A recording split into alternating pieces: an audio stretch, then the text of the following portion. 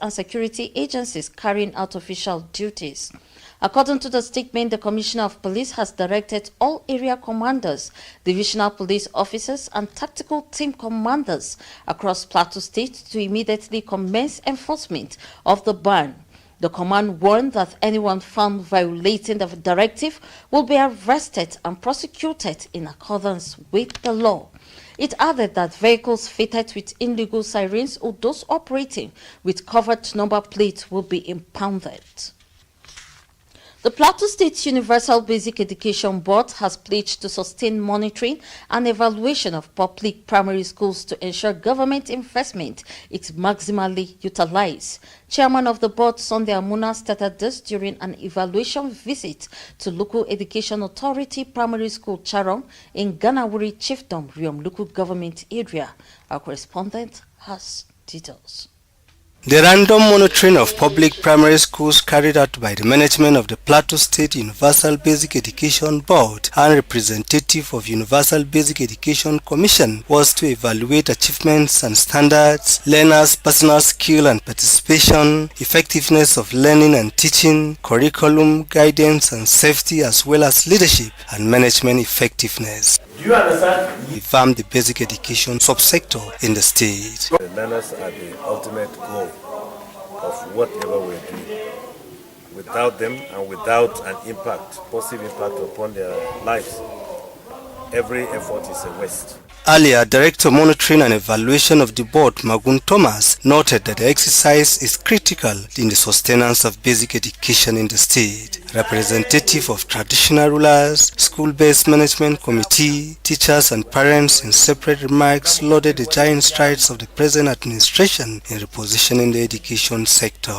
Chairman of the Universal Basic Education Board, while briefing journalists after the exercise, expressed mixed feelings over the underutilization of structures and other learning materials provided by government. We expect that when government invests in infrastructure like this, the benefit. Community in Riom local government area, Ayamgokop Timothy.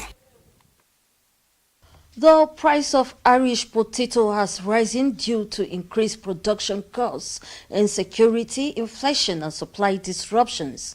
In markets across Lagos, Abuja and Port Harcourt, basket of Irish potatoes now sell for between 8,000 naira and 10,000 naira. Chief Executive Officer, Agricultural and Rural Management Training Institute, Olufemi Oladunni, attributed the persistent rise in prices to escalating farm input costs, insecurity in production areas, and weakening local supply. Oladunni said potatoes still has enormous exploited potential to contribute to food security, nutrition, and the livelihood of resource-poor farmers. He explained that the institute is collaborating with the International Potato Center to develop early nurturing potato varieties that are tolerant to high temperatures and resistant to major viral diseases. According to him, the partnership is aimed at identifying suitable varieties that are early maturing, high-yielding, disease-resistant, and possess strong eating and processing qualities capable of boosting both supply and consumer demand. Over the last 4 years, Irish potato prices in Nigeria have recorded one of the sharpest increases among major food commodities, reflecting the wider inflation crisis that has eroded household purchasing power. Data from the National Bureau of Statistics showed that the national average price of Irish potatoes stood at 541.57 naira per kilogram in December 2020. By June 2024, the price had surged to 2,423.27 naira per kilogram, representing a staggering 288% year-on-year increase.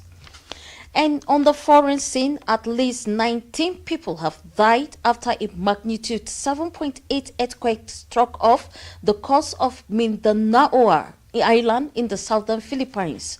The quake occurred on Monday, triggering tsunami alert in the Philippines, Indonesia, Japan, and Australia. Some of those were cancelled hours later. Videos and images showed buildings collapsing, including a clip of a Jollibee fast food restaurant reduced to rubble. At least 134 people were reportedly injured across several provinces: South Cotabato, Sultan Kudarat, Sarangani, and the city of General Santos, a local official said. These numbers still need to be verified by the National Disaster Agency.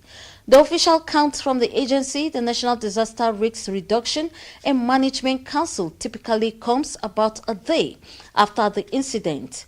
Philippine President Ferdinand Marcos Jr. said in a statement that agencies were coordinating their disaster response.